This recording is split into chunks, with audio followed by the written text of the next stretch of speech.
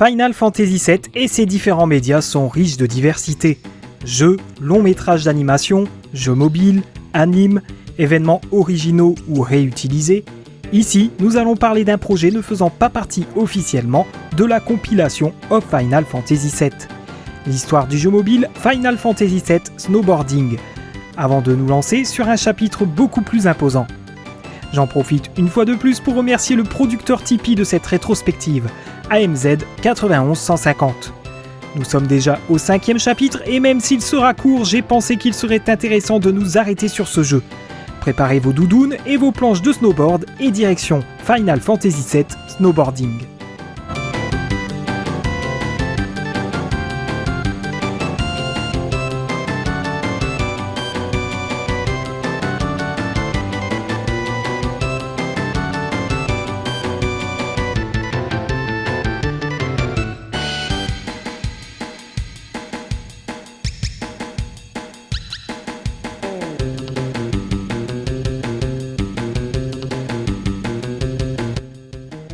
Nous sommes en 2004 et Square, qui n'avait pas encore fusionné avec Enix, cherchait un concept pour son premier jeu mobile tiré de l'univers de Final Fantasy. Ils reprendront donc tout simplement le concept des courses de snowboard que découvrent Cloud et sa bande lorsqu'ils se rendent au village glaçon.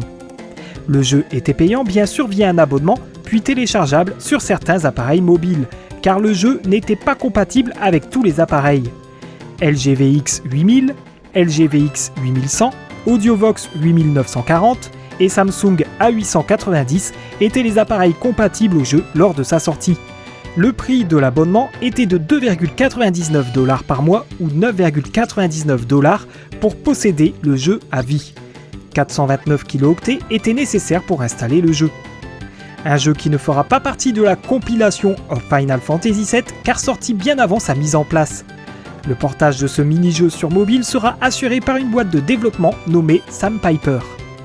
Le but du jeu est le même que dans le Final Fantasy VII original, c'est-à-dire que le joueur contrôle Cloud Strife à travers les pistes de snowboard sur lesquelles il faut éviter les mogs, réaliser des figures et attraper un maximum de ballons pour gonfler le score. C'est le score attack.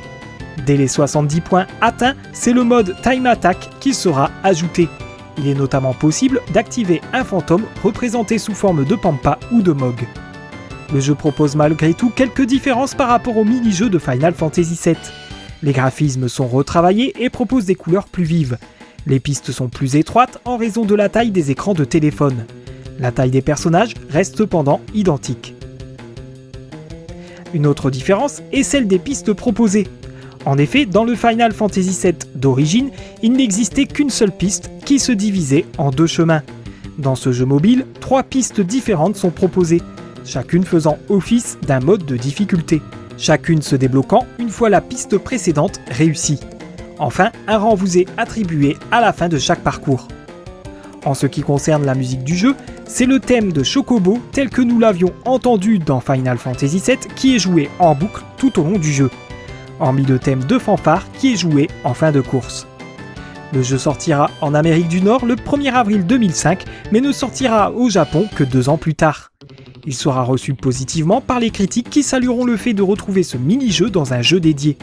Il faut aussi remettre en contexte le fait que retrouver des mini-jeux dans un JRPG était novateur et une volonté de Tetsuya Nomura. Quelque chose qui reviendra dans bon nombre de ses travaux, mais également repris dans de nombreux autres JRPG par la suite.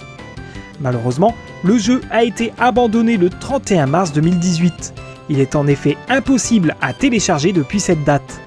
Un fan remake par Akatius Games est disponible et propose des graphismes plus évolués en utilisant le moteur Unreal Engine. Il est beaucoup plus bluffant techniquement et propose notamment de contrôler plusieurs personnages différents.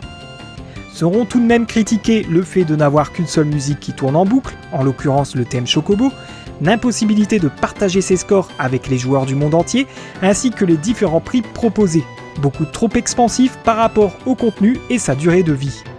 Reste que Final Fantasy VII Snowboarding restera un jeu qui ouvrira la voie vers d'autres jeux mobiles Final Fantasy, comme les portages des 2 premiers volets, ainsi que le fameux Before Crisis que nous avions traité dans le second chapitre de cette rétrospective. J'espère que ce petit interlude dans cette rétrospective vous a bien plu. Si c'est le cas, n'hésitez pas à liker la vidéo et de vous abonner pour ne pas louper le prochain gros morceau qui sera consacré à Dirge of Cerberus. C'était Stott et je vous dis à très vite.